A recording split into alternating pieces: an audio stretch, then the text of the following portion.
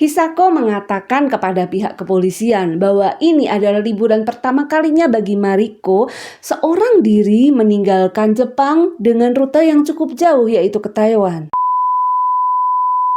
Assalamualaikum warahmatullahi wabarakatuh. Halo guys, apa kabar? Terima kasih sudah datang di channel Ibu.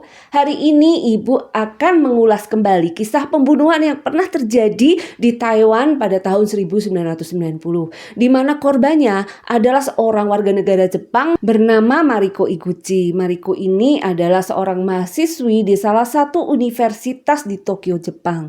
Tahun itu seharusnya tahun terakhir bagi Mariko untuk menjalani kuliahnya, karena sebentar lagi dia akan mengikuti ujian kelulusan. Nah, sebelum musim ujian ini dimulai, Mariko itu berlibur seorang diri guys di Taiwan. Jadi di sekitar tahun 80-an sampai 90-an, negara Taiwan ini sebagai salah satu negara favorit bagi warga negara Jepang untuk berlibur. Karena negara Taiwan ini dinilai cenderung aman turis sebelum terjadinya kisah pembunuhan Mariko ini. Bagaimana cerita ini bisa terjadi? Ayo kita akan bahas sama-sama sebentar lagi. 18 April 1990, ada seorang ibu yang bernama Hisako Iguchi. Dia melaporkan anaknya yang bernama Mariko Iguchi itu telah hilang. Mariko sedang berlibur seorang diri ke Taiwan, dan pada hari ini seharusnya dia itu pulang ke Jepang. Ibu Hisako sudah menunggu kedatangan anaknya berjam-jam loh, dari pagi sampai malam hari, tetapi batang hidung anaknya ini sama sekali tidak nampak guys. Si ibu juga sudah berusaha menanyakan kepada pihak bandara apakah pesawat United Airlines 828 yang dinaiki oleh putrinya sudah mendarat atau mengalami kendala. Dan ternyata kata pihak bandara pesawat itu sudah mendarat berjam-jam yang lalu di bandara Tokyo. Dan ternyata anaknya ini tidak pernah datang menemuinya. Apa yang terjadi sebenarnya? Setelah menerima laporan dari Hisako, pihak kepolisian Jepang pun langsung bergerak dengan cepat. Mereka mendatangi bandara untuk mencari informasi, dan dari informasi pihak bandara, maka terungkaplah beberapa fakta. Yang pertama, Mariko Iguchi memang terdaftar sebagai pembeli tiket United Airlines 828 yang bertolak dari Taiwan ke Tokyo pada hari itu. Yang kedua, Mariko Iguchi tidak pernah membatalkan jadwalnya atau merubah jadwalnya. Dan yang ketiga, Mariko Iguchi ini tidak pernah check-in guys. Jadi tidak ada tertera namanya di manifest pesawat. Dengan kata lain, Mariko Iguchi ini tidak pernah meninggalkan Taiwan menggunakan pesawat yang sudah dipesannya. Sedikit cerita guys, Mariko adalah anak korban broken home. Ayah dan ibunya sudah bercerai sejak Mariko ini masih kecil. Dan Mariko dibesarkan oleh ibunya seorang diri. Ibunya Mariko ini seorang pekerja keras. Dia bekerja di bidang asuransi untuk membiayai kehidupan anaknya. Si Mariko sudah dikenal sebagai pribadi yang periang, yang ceria, dan dia juga pintar dari kecil. Ibunya pun mendidik Mariko dengan sangat baik, sehingga Mariko ini pun tumbuh menjadi orang yang sangat bertanggung jawab. Itu sebabnya sang ibu mengizinkan Mariko untuk pergi berlibur seorang diri. Mariko juga berjanji kepada ibunya akan sering-sering mengirimkan kartu pos untuk mengabarkan keadaannya dia selama di Taiwan. Jadi di tahun itu guys, belum ada yang namanya internet. Banyak orang masih menggunakan media pos untuk saling mengirimkan kabar satu sama yang lain. Kartu pos terakhir yang diterima Hisako dari Mariko itu dikirim tanggal 7 April 1990 dan setelahnya tidak pernah ada lagi kartu pos yang diterima oleh Hisako. Awalnya Hisako tidak memikirkan hal-hal yang buruk. Dia hanya berpikir bahwa mungkin anaknya terlalu asik berlibur di Taiwan sehingga belum ada waktu untuk mengirimkan kartu pos selanjutnya. Sampai pada akhirnya tanggal 18 itu dia tidak menemukan anaknya di bandara. Keesokan harinya Hisako pun terbang ke Taiwan. Dia hendak melaporkan kepada pihak kepolisian Taiwan tentang hilangnya Mariko. Setelah mendapatkan laporan itu, pihak kepolisian Taiwan pun lalu mengkonfirmasi kepada kepolisian Jepang. Dan setelah mendapatkan informasi yang lebih jelas, pihak kepolisian Taiwan pun mulai bergerak. Mereka memulai penyelidikan dengan melihat catatan perjalanan Mariko selama di Taiwan. Pada tanggal 2 April 1990, Mariko telah tiba di Taiwan dan langsung bertolak ke Taipei. Mariko berada di Taipei selama 2 hari dan pada tanggal 4 April, Mariko ini hendak bertolak ke Tainan. Dia mengatakan kepada ibunya bahwa pada hari itu dia akan bertolak ke Tainan dengan menggunakan kereta api. Mariko berada di Tainan pun selama 2 hari dan di tanggal 7 April 1990, Mariko ini bertolak ke kota Kaohsiung dengan menggunakan kereta api juga. Dan sebelum bertolak ke kota Kaohsiung, Mariko pun menyempatkan diri untuk mengirimkan kartu pos kepada ibunya yang ternyata menjadi kartu pos terakhir baginya. Dari catatan stasiun kereta api terkait, Mariko ini tercatat meninggalkan kota Tainan pada pukul 11 waktu Taiwan dan sampai ke Kaohsiung pada pukul 12-nya. Pihak kepolisian Taiwan lalu mengadakan pencarian besar-besaran terhadap hilangnya Mariko Iguchi. Pihak pemerintah Taiwan pun tidak mau kalau sampai kasus hilangnya Mariko Iguchi ini berdampak buruk bagi kepariwisataan di Taiwan. Mereka pun lalu mulai menyebarkan selebaran orang hilang yang isinya adalah foto dari Mariko Iguchi beserta dengan ciri-ciri fisiknya. Seorang WNA Jepang berusia 23 tahun, bertinggi badan 153 cm, dia memakai kacamata berbingkai hitam, berambut pendek, dan ada tanda lahir di sisi bibir sebelah kiri, guys. Berita hilangnya seorang warga negara Jepang menyedot begitu banyak perhatian warga Taiwan. Bahkan banyak di antara mereka yang berspekulasi mengatakan bahwa Mariko ini adalah korban dari perdagangan manusia yang telah dijual dan sekarang entah kemana. Bahkan ada seorang peramal Taiwan yang mengatakan bahwa Mariko ini telah mati dibunuh dan jenazahnya telah dibuang ke laut atau ke danau. Saat itu warga Taiwan masih banyak percaya dengan yang namanya ramalan-ramalan, sehingga pihak kepolisian pun mulai menerjunkan timnya untuk mencari di danau ataupun di sungai. Tetapi jenazah Mariko tidak pernah ditemukan di tempat itu. Beberapa hari kemudian pihak kepolisian mendapatkan telepon dari seorang yang bernama Li Sihan, seorang warga Tainan. Setelah ini kita akan menyebutnya dengan Tuan Li, biar lebih gampang ya guys. Jadi Tuan Li ini mengatakan kalau dia bertemu pertama kalinya dengan Mariko itu di dekat stasiun Tainan. Dia melihat bahwa si Mariko ini seperti orang yang kebingungan. Lalu dia pun mendekati Mariko dan menanyakan apa yang menjadi permasalahan Mariko saat itu. Mariko menjawab bahwa dia itu butuh penginapan yang murah karena uangnya sudah menipis. Lalu Tuan Li ini pun menawarkan untuk tidur di rumahnya dia. Karena kebetulan di rumah Tuan Li ada kamar yang kosong. Mariko yang polos ini pun menyetujuinya. Jadi selama 2 hari Mariko di Tainan, dia tinggal di rumahnya Tuan Li. Tuan Li pun banyak berbuat baik kepada Mariko. Dia mengajak Mariko untuk mengunjungi daerah-daerah yang bagus yang ada di Tainan. Tibalah di tanggal 7 April 1990. Mariko ini pamit kepada Tuan Li untuk melanjutkan perjalanannya ke kota Kaohsiung. Bahkan Tuan Li sendiri yang mengantarkan Mariko menuju ke stasiun dan Tuan Li melihat kalau Mariko ini juga telah naik ke kereta. Kepolisian Taiwan tidak percaya begitu saja dengan pengakuan Tuan Li. Pada akhirnya mereka pun mengadakan penyelidikan. Mereka mendatangi tetangga dari Tuan Li dan mereka mendatangi keluarga dari Tuan Li. Keluarga dan juga tetangga Tuan Li mengatakan bahwa Tuan Li ini adalah orang yang baik. Dia adalah orang yang dermawan, suka menolong. Bahkan dia sering sekali menolong orang-orang yang sedang dalam kesusahan. Jadi tidak mungkin sama sekali kalau Tuan Li yang sangat baik hati ini terlibat dengan hilangnya seorang Mariko Iguchi. Walaupun jawaban dari keluarga dan tetangga Tuan Li ini positif, tetapi polisi masih terus mengadakan penyelidikan terhadapnya. Tuan Li mengatakan bahwa waktu dia mengantarkan Mariko ke stasiun, mereka sempat mampir ke sebuah toko kelontong untuk membeli air mineral. Pihak kepolisian pun mulai mendatangi pemilik toko kelontong tersebut dan menanyakan apakah benar bahwa Tuan Li ini pernah datang ke toko itu. Pemilik toko kelontong ini mengatakan, "Iya, aku ingat betul bahwa beberapa hari yang lalu orang ini datang ke tokoku. Aku ingat sekali karena di belakangnya ada seorang wanita cantik yang mengikuti dia." Dan dengan penjelasan dari pria pemilik toko kelontong itu, maka Tuan Li pun dicoret dari daftar tersangka. Polisi mengalami kebuntuan dalam menyelesaikan masalah tersebut. Setengah tahun berlalu tanpa adanya titik terang dari hilangnya Mariko Iguchi.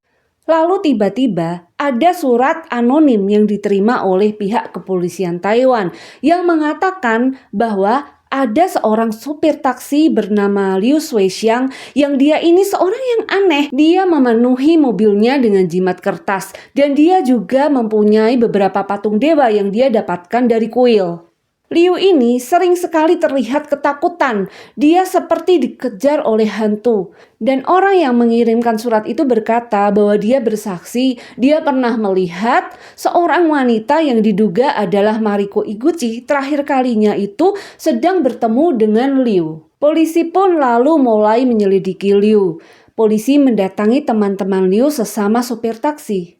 Kata mereka, Liu ini adalah orang yang aneh. Selain dia suka menempelkan jimat-jimat kertas dan juga mengoleksi patung-patung dewa, Liu ini juga sering menyebut nama Mariko. Dan Liu ini juga sering terlihat ketakutan karena dikejar oleh hantu wanita tanpa kepala. Pihak kepolisian pun lalu mendatangi rumah Liu dan bertemu dengan ibunya. Jadi guys, Liu ini adalah anak ketiga dari 4 bersaudara. 2 kakaknya perempuan telah menikah dan ikut dengan suami mereka. Adiknya Liu adalah seorang laki-laki. Dan orang tua Liu, ibu dan bapaknya ini telah bercerai. Si bapaknya itu menikah lagi dengan orang lain. Sementara ibunya Liu ini pergi dari rumah itu hanya dengan membawa adiknya Liu saja. Jadi Liu ini ditinggalkan sendirian hidup di rumah tua mereka. Bukan tanpa alasan seluruh anggota keluarga Liu tidak mau hidup bersama dengan Liu. Karena sikap Liu ini yang selalu kasar dari sejak dia kecil. Liu ini sering sekali bersikap seenaknya sendiri sehingga membuat banyak orang pun muak terhadap dirinya. Ibunya Liu pun menceritakan bahwa 6 bulan yang lalu Liu ini pernah marah besar terhadap dirinya karena Liu itu meminta uang untuk membeli sebuah rumah baru, sementara ibunya saat itu tidak memegang uang sama sekali. Lalu Liu ini pun mengancam ibunya. Dia berkata bahwa dia tidak takut untuk membunuh 1 juta orang lagi. Nah, si ibunya ini sebenarnya heran, tetapi karena sifat Liu yang memang sudah sedari kecil itu selalu kasar dan suka memaki, maka hal tersebut tidak terlalu dipikirkan oleh ibunya. Ada hal yang lebih aneh lagi yang membuat si ibu ini sebenarnya sangat heran sama Liu. Karena beberapa bulan kebelakangan ini Liu itu terlihat sangat ketakutan. Dia seperti dikejar oleh sesosok hantu wanita. Bahkan Liu ini sering menunjuk-nunjuk foto di selebaran orang hilang yang saat itu ada foto dari Mariko Iguchi. Ibu Liu ini sempat berpikiran apakah anaknya ini sangat terobsesi dengan seorang Mariko Iguchi sehingga dia itu seperti berhalusinasi didatangi oleh sosok Mariko Iguchi. Polisi lalu mendatangi tetangga dari Liu mencari informasi dari mereka. Dan para tetangga ini mengatakan bahwa Liu itu adalah orang yang kejam. Mereka sering melihat banyak sekali anjing dan kucing yang disiksa oleh Liu. Liu banyak membunuh binatang dengan memanah kepala mereka menggunakan panah otomatis milik Liu. Bahkan beberapa bulan belakangan ini, para tetangga sering mendengar Liu ini berteriak tanpa sebab di rumahnya, guys. Dengan semua cerita negatif dari keluarga maupun tetangga Liu dan juga teman-teman Liu, akhirnya polisi pun memanggil Liu Shuixiang untuk diinterogasi. Polisi pun merasa kewalahan dengan sikapnya. Liu ini tidak mau bekerja sama dengan baik. Dia sering menjawab pertanyaan polisi dengan seenaknya. Bahkan terkadang Liu ini sering bersikap seperti ingin menyerang si polisi, guys. Polisi sebenarnya hampir yakin bahwa Liu ini ada keterkaitan dengan hilangnya Mariko Iguchi. Tetapi karena bukti yang didapat belum cukup, maka pihak polisi pun belum bisa menahan Liu. Kasus hilangnya Mariko ini berjalan dengan lambat. Polisi belum bisa mengungkapkan apa yang sebenarnya terjadi dengan Mariko Iguchi. 2 bulan kemudian, kepolisian ini mengadakan sayembara. Bagi siapa saja yang bisa memberikan informasi yang benar tentang keberadaan Mariko, maka akan diberikan hadiah senilai 50.000 dolar Taiwan. Ibu dari Mariko pun juga menambahkan hadiah dari kantong pribadinya. Dia akan menambahkan 22.000 dolar Taiwan kepada siapapun yang bisa memberikan informasi dan membantu kepolisian untuk mengungkapkan kasus hilangnya Mariko. Setelah adanya sayembara itu, banyak sekali informasi yang masuk ke dalam kepolisian, tetapi setelah diselidiki tidak ada satupun yang terbukti kebenarannya. Pihak kepolisian Taiwan pun tidak putus asa. Mereka menambahkan jumlah hadiah yang akan diperoleh bagi mereka yang bisa membantu kepolisian menjadi 1 juta dolar Taiwan, guys. Di bulan Maret tahun 1991, ada seseorang yang mengaku dia sebagai sopir taksi teman dari Liu Shuixiang. Dia mengatakan bahwa dia sangat mencurigai Liu ada keterkaitan dengan hilangnya Mariko. Bahkan ada kemungkinan juga Mariko ini telah dibunuh oleh Liu. Dulunya di mobil Liu cuma ada jimat kertas dan patung dewa. Tetapi sekarang Liu mulai sering memutar doa-doa pengusir roh halus. Hampir setiap hari Liu ini sudah tidak pernah lagi pulang ke rumahnya. Dia selalu tidur di dalam mobilnya, guys, yang penuh dengan jimat kertas dan juga dengan patung dewa. Cerita dari si supir taksi itu semakin dikuatkan dengan laporan dari seorang yang mengaku tetangga Liu. Orang ini mengatakan bahwa dia pernah mendengar ada suara tangisan dan jeritan dari dalam rumah Liu. Dan keesokan paginya ketika dia bertemu dengan Liu, dia pun mengkonfirmasi tentang kejadian itu kepada Liu. Dia menanyakan kepada Liu siapa perempuan itu. Dan tiba-tiba Liu pun terlihat pucat, dia terlihat sangat ketakutan. Baik tetangga maupun teman Liu, mereka mengatakan kepada pihak kepolisian untuk menggeledah rumah Liu karena mereka yakin ada sesuatu yang disembunyikan oleh Liu di rumah itu. Maka pada bulan Maret 1991, Liu pun ditangkap oleh pihak kepolisian. Lalu pihak kepolisian pun menggeledah rumah Liu dan di sana mereka menemukan beberapa hal yang janggal, guys. Jadi di rumah Liu itu di belakangnya ada pekarangan kosong. Ada bekas seperti sesuatu yang dibakar di sana.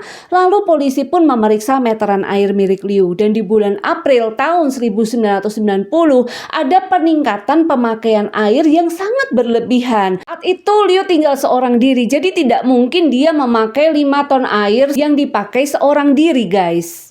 Polisi lalu mencoba menggali tanah di belakang rumah Liu, berharap bahwa di tempat itu ditemukan bukti atas kejahatan Liu. Tetapi di semua tempat sudah mereka gali, tidak ada satupun yang ditemukan oleh polisi di bawah tanah itu.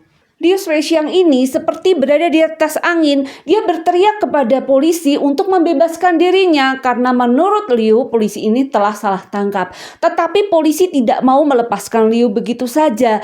Mereka lalu memutar otak bagaimana caranya supaya Liu ini mau mengakui semua perbuatannya. Karena polisi ini sangat yakin kalau Liu ini bersalah dan ada keterkaitan dengan hilangnya Mariko Iguchi. Polisi lalu memakai kelemahan Liu. Polisi menakut-nakuti Liu dengan hantu wanita dalam imajinasi Liu. Dan ternyata cara itu berhasil, guys. Karena ketakutan akhirnya Liu pun mengakui semua kesalahannya kepada pihak kepolisian. Dan Liu pun mulai menceritakan semuanya. Pertama kali Liu Shuixiang bertemu dengan sosok Mariko Iguchi di dekat stasiun Kaohsiung. Saat itu Mariko sedang berjalan kaki seorang diri dengan menenteng tas ransel berwarna putih. Dari awal pertemuan itu, Liu sebenarnya sudah jatuh cinta kepada Mariko. Liu lalu mendekati Mariko dan mengajaknya mengobrol. Dia banyak bertanya tentang Mariko. Dan saat itu Liu itu baru tahu bahwa Mariko ini ternyata adalah warga negara Jepang. Liu lalu menawarkan diri kepada Mariko untuk mengantarkannya berjalan-jalan mengelilingi kota Kaohsiung, guys. Mariko pun dengan senang hati menerima tawaran Liu. Akhirnya mereka berdua mengelilingi kota Kaohsiung sampai sore hari. Dan di saat sore itulah Mariko baru mengatakan kepada Liu bahwa dia membutuhkan sebuah penginapan yang murah untuk dia menginap selama di kota Kaohsiung. Karena dalam pikiran Liu sudah mempunyai niat yang jahat terhadap Mariko, Liu pun mengatakan kepada Mariko bahwa untuk memperoleh tempat tinggal dengan harga yang murah di Kaohsiung itu tidaklah mudah. Liu pun lalu menawari kepada Mariko untuk tidur di rumahnya saja, karena kebetulan di rumah Liu ini juga ada kamar yang kosong. Mariko yang sebelumnya sudah diberikan kebaikan oleh Tuan Li pun menganggap bahwa Liu pun sama seperti Tuan Li. Dia mempunyai niat yang baik terhadap dirinya. Maka oleh sebab itu Mariko pun menerima tawaran dari si Liu ini, guys. Singkat cerita, mereka berdua telah sampai di rumah Liu. Liu pun menjamu tamunya dengan masakan-masakan yang enak untuk mencari simpati dari Mariko ini.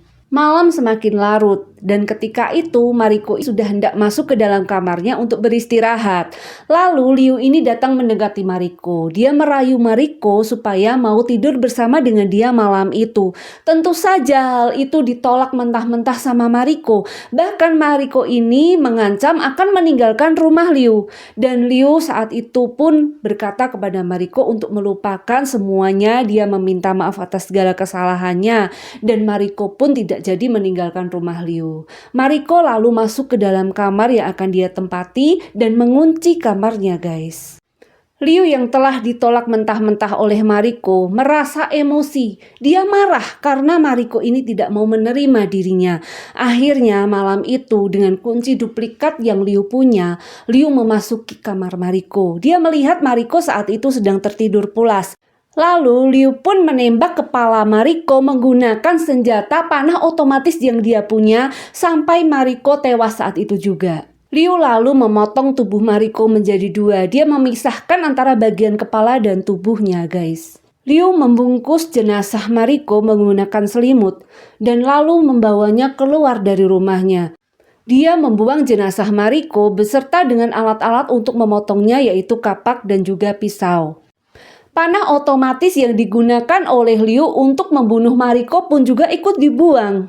Lalu Liu pun kembali ke kamar Mariko. Dia lalu membakar kasur yang tadinya dipakai oleh Mariko dan juga barang-barang yang sudah terkena cipratan darah Mariko. Liu pun membersihkan kamar Mariko, lantai-lantai yang terkena darah yang begitu banyak Liu bersihkan saat itu juga. Itu makanya sewaktu dulu polisi memeriksa meteran Liu, maka terlihatlah bahwa Liu itu telah menggunakan air yang tidak wajar dalam jumlah yang sangat banyak. Liu Shuixiang memang sudah mengakui perbuatannya kepada pihak kepolisian, tetapi kasus ini tidak akan bisa dipersidangkan kalau tidak ditemukan barang bukti dan juga jasad dari Mariko Iguchi. Entahlah Liu itu menyadari hal tersebut atau tidak, tetapi Liu ini sepertinya ingin mempermainkan pihak kepolisian. Ketika ditanya di mana dia membuang mayat dan barang bukti tersebut, Liu ini tidak pernah mengatakan yang sebenarnya. Dia selalu mengatakan di tempat-tempat yang berbeda, terkadang di Tainan, terkadang di tempat yang lain. Dan ketika polisi mendatangi tempat yang dikatakan oleh Liu, polisi tidak menemukan apapun di sana. Polisi pun akhirnya memakai strategi untuk menghadapi tingkah Liu ini. Polisi tidak akan memberikan makanan dan minuman apapun kepada Liu sebelum dia mengatakan yang sebenarnya. Liu pun mulai tampak berpikir dan dia pun akhirnya menceritakan yang sebenarnya kepada kepolisian untuk kedua kalinya. Jadi setelah dia membunuh Mariko dan memotong-motong jasadnya, Liu pun lalu membawa bagian tubuh Mariko untuk dikuburkan di sebuah pekarangan kosong di Jalan Chongming di kota Tainan. Sementara bagian kepala dari Mariko dia buang di tumpukan sampah, guys, di depan sebuah gereja di Jalan Nanmen. Setelah mendengar pengakuan dari Liu, polisi pun langsung mendatangi tempat di mana Liu itu menguburkan jasad dari Mariko. Dan ketika telah sampai di sana, ternyata pekarangan kosong itu telah berubah menjadi sebuah gedung parkir, guys. Liu mengatakan bahwa dia mengubur Mariko di bawah sebuah pohon besar, tetapi pohon itu pun juga sudah tidak ada lagi. Dan pada akhirnya polisi membongkar seluruh lantai di gedung parkir itu untuk mencari keberadaan jasad dari Mariko. Setelah digali dengan cukup dalam, akhirnya polisi pun menemukan sebuah akar pohon yang di dekatnya ditemukan lebih dari 100 tulang berserakan. Tim forensik dari kepolisian lalu memeriksa tulang-tulang tersebut. Dan hasilnya, tulang-tulang itu adalah milik seorang wanita berusia 23-25 tahun dan memiliki tinggi badan sekitar 153 cm. Ciri-ciri tersebut sangat mirip dengan Mariko Iguchi. Polisi juga mengatakan bahwa di tulang-tulang itu ditemukan bekas sayatan atau potongan senjata tajam seperti kapak, pisau, dan yang lain sebagainya, dan hal itu sesuai dengan pengakuan dari Liu. Sedangkan bagian tengkorak kepala dari Mariko sudah tidak bisa ditemukan lagi guys.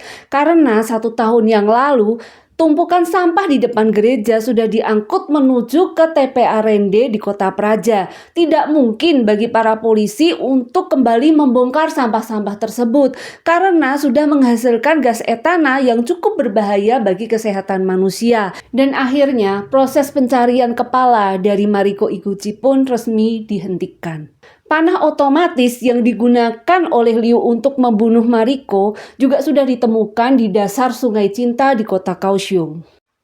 Hisako Iguchi pun terbang dari Jepang menuju Taiwan untuk menyaksikan penemuan jenazah dari Mariko Iguchi. Hisako ini pada awalnya tidak mengakui bahwa itu adalah anaknya. Dia masih berharap bahwa anaknya ini masih hidup dan suatu hari nanti akan ditemukan oleh pihak kepolisian. Tetapi apa mau dikata guys, ketika tes DNA itu pun dilakukan, hasilnya menyatakan bahwa jenazah tersebut memang benar adalah Mariko Iguchi, anak dari Hisako Iguchi. Setahun telah berlalu dan kasus pembunuhan Mariko Iguchi dengan terdakwa Liu Shuixiang juga telah dipersidangkan. Liu dituntut dengan hukuman mati karena terbukti telah membunuh dan membuang mayat dari Mariko. Tetapi karena Liu ini mempunyai penyakit kejiwaan, maka pada akhirnya hukuman pun diturunkan menjadi hukuman seumur hidup guys. Kasus pembunuhan Mariko Iguchi ini menyebabkan penurunan yang sangat drastis pada angka kunjungan wisatawan Jepang ke Taiwan pada saat itu. Demikianlah cerita dari Ibu pada hari ini guys. Apabila kalian menyukai cerita Ibu, silahkan untuk like, komen, dan juga subscribe. Ibu sangat membutuhkan partisipasi kalian untuk perkembangan channel Ibu. Terima kasih ya guys buat segala perhatiannya dan sampai ketemu lagi di cerita Ibu selanjutnya. Bye-bye.